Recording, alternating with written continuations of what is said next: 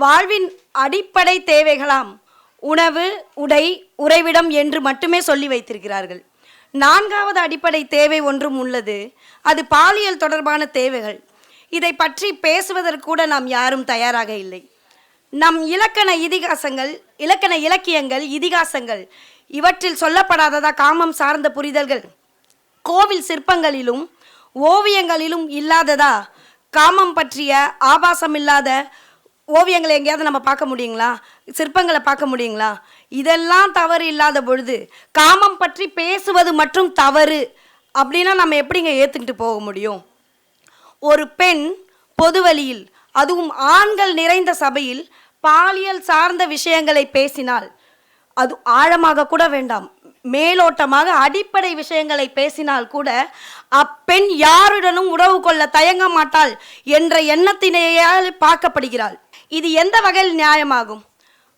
நான் உணவு பற்றி பேசினால் என் வீட்டின் முன் தட்டை ஏந்தி கொண்டு ஆண்கள் வரிசையில் நிற்பதில்லை, நான் அவர்களுக்கு உணவளிக்கப் போகிறேன் என்று. ஆனால் நான் பாலியல் குறித்து பேசினால் அவர்கள் யோசிப்பதோ அனுமதிப்பதோ கூட இல்லை, நான் அவர்களை உறவுக்காகத்தான் அழைக்கிறேன் என்று தீர்மானித்தே விடுகின்றனர். இது எப்படி நியாயமாகும்? அனைத்தும் கற்று தெரிந்தவர்கள் கூட இதே எண்ண அலைகளோடு தான் பெண்களை நோக்குகிறார்கள்.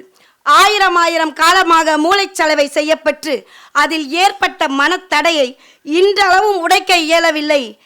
எத்தனையோ நூற்றாண்டுகளாக ஏற்படுத்திய கல்வி வளர்ச்சி கூட இதற்கு துணை நிற்கவில்லை. எப்படி துணிவு வரும்? பெண்ணின் நாடை கிழிசல்களில் கூட தெரியும் அங்கங்களை ஆபாசமாக பார்க்கும் கயவர்கள் இன்றளவும் இருந்து கொண்டுதான் இருக்கிறார்கள். மன்னர் காலம் தொட்டு பெண்களை பாலியல் பதுமைகளாக சித்தரித்ததன் விளைவு அவர்களுக்கு தேவதாசிகள் என்ற பெயர் சூடப்பட்டது.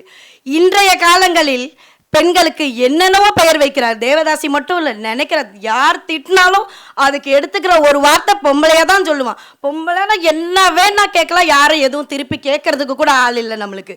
அந்த அளவுக்கு நம்மளை எவ்வளவு மட்ட ரகமாக ஆக்கி வைக்க முடியுமோ இந்த சமூகம் ஆக்கி கொண்டு தான் இருக்கிறது. பாலியல் உறவான கலவி இரு பாலருக்கும் தேவை. ஆனால் பெண்ணிற்கு மட்டும் பெயர் சூட்டுவது எந்த வகையில் நியாயம்? இவர்களை தேடி வரும் ஆண்களை நாம் என்னவென்று கூறுவது? இவங்க தேடி வரலன்னா நாம ஏங்க இந்த மாதிரி மாறப்போகிறோம்? நம்மளை தொல்லை கொடுப்பாங்கங்க. நம்ம வீட்டில் நாமளாக தான் இருப்போம்.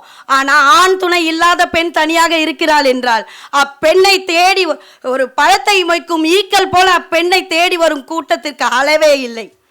திருமணம் என்பது ஒருவருக்கொருவர் இணையாக, துணையாக, ஒருவர் தேவையை மற்றொருவர் புரிந்து கொண்டு, இது மற்ற தேவைகள் மட்டுமல்ல, பாலியல் தேவைகளும் சேர்த்து தான் சொல்கிறேன்.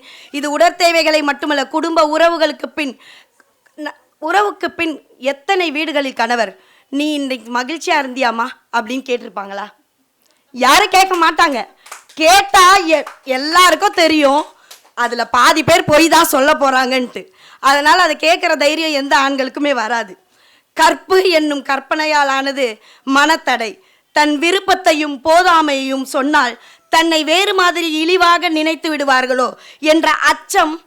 ஒரு ஆண் விரும்பும் பொழுது சம்மதிக்கவில்லை என்றால் அந்த ஆண் வேறொரு பெண்ணை தேடி சென்று விடுவானோ என்ற பயமும் பெண்களை இது குறித்து வெளிப்படையாக பேச தடுக்கிறது. இதில் படிக்காத பெண்கள் என்ற வேறுபாடே கிடையாது. தன் தேவையை கூட கேட்டு பெற முடியாத ஊமைகளாகவே பெண்கள் இச்சமூகத்தில் உள்ளனர். இதை சொல்றதுக்கு நம்ம தயங்கவே கூடாது. நம்ம எல்லாரும் இன்றைக்கு வரைக்கும் ஊமைகளாகத்தான் இருக்கிறோம். இந்த அச்சம் விலக வேண்டும் என்றால், இந்த தயக்கம் நீங்க வேண்டும் என்றால், குழந்தை பருவம் முதலே பாலியல் குறித்த கல்வி ஒவ்வொரு குழந்தைக்கும் நாம் தர வேண்டும். மூடி வைக்கும் பொழுதுதான் அதை திறந்து பார்க்க வேண்டும் என்ற எண்ணம் குழந்தைகளுக்கு தோன்றும். அப்படி திறந்து பார்க்க வேண்டும் என்ற ஆராய்ச்சி குணம் எல்லா குழந்தைக்கும் இருக்கு. தன் ஏதாவது ஒரு பொருள்னா அது என்ன இருக்குன்னு நம்ம ஒவ்வொருவருக்குள்ளேயும் இருக்கு. அதை ஆராய்ச்சி தெரிஞ்சுக்கணும்ன்ட்டு.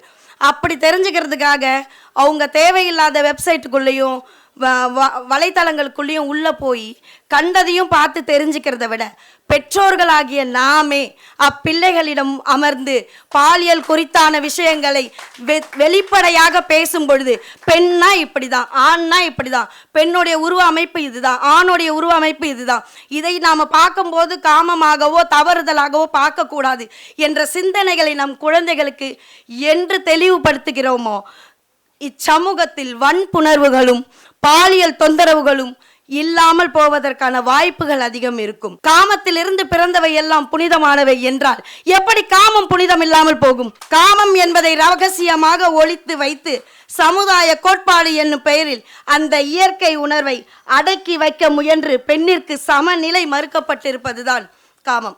இதை பொதுவில் பேச விளைபவர்களை தடுக்கும் வண்ணம் காமம் பற்றி பேசுவது அநாகரிகம் என்று கருத்து இன்றைக்கு வரைக்கும் எல்லார் மனத்திலுமே இருக்கு. காமத்தை பற்றி பேசவே கூடாது.